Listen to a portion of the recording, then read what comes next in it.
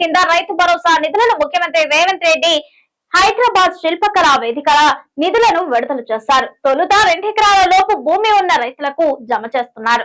ఆ తర్వాత ఎక్కువ భూమి ఉన్నవారి రైతుల అకౌంట్లలో డబ్బులు జమ కానున్నాయి. ఈ నేపథ్యంలోనే కొంతమందికి రైతు భరోసా డబ్బులు పడ్డాయో లేదో చెక్ చేసుకోవడం తెలియదు. మరికొందరికి అసలు రైతు భరోసా నిధులు పడక ఇబ్బందులు పడుతూ ఉంటారు. అయితే రైతు భరోసా డబ్బులు పడైన వారు అందుకు గల కారణాలను తెలుసుకొని సంబంధిత అధికారులను సంప్రదించాలని అధికారులు సూచిస్తున్నారు. తెలంగాణలో అన్నదాతల పంట పెట్టుబడి సాయం కింద రైతు భరోసా నిధులను ముఖ్యమంత్రి రేవంత్ రెడ్డి మంగళవారం రోజున హైదరాబాద్ శిల్పకళా వేదికలో నిధులను విడుదల చేశారు. తొలుత 2 ఎకరాల లోపు భూమి ఉన్న రైతులకు జమ చేస్తున్నారు. ఆ తర్వాత ఎక్కువ భూమి ఉన్న వారి రైతుల అకౌంట్లలో డబ్బులు జమ కానున్నాయి. ఈ నేపథ్యంలోనే కొంతమందికి రైతు భరోసా డబ్బులు పడ్డాయో లేదో చెక్ చేసుకోవడం తెలియదు. మరికొందరికి అసలు రైతు భరోసా నిధులు పడక ఇబ్బంది పడుతూ ఉంటారు. అయితే రైతు భరోసా డబ్బులు పడని వారు అందుకు గల కారణాలను తెలుసుకొని సంబంధిత అధికారులను సంప్రదించాలని అధికారులు సూచిస్తున్నారు.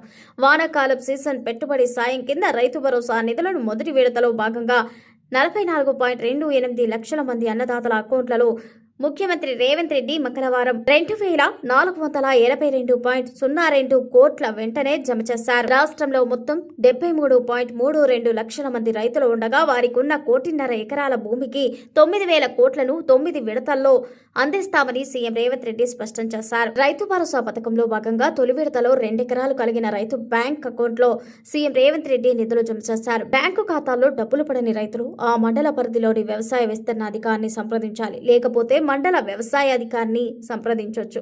డబ్బులు పడకపోవడానికి గల సరైన కారణాలను అధికారులు చెబుతారు. అసలు సమస్య ఏంటి, ఎందుకు బ్యాంక్ ఖాతాలో డబ్బులు జమ కాలేదు అనే పూర్తి వివరాలు వెల్లడిస్తారు. ఆ తర్వాత పట్టాదారు పాస్బుక్, ఆధార్ కార్డ్, బ్యాంక్ అకౌంట్లో పేరు ఒకేలా ఉందా లేదా అని చెక్ చేసుకోవాలి. పేరు తప్పుగా ఉంటే డబ్బులు ఆగిపోయే అవకాశం ఉంది. ఒక Aadhaar number, mobile number, bank account వంటివి లింక్ అయ్యాయా లేదా చెక్ చేసుకోవాలి.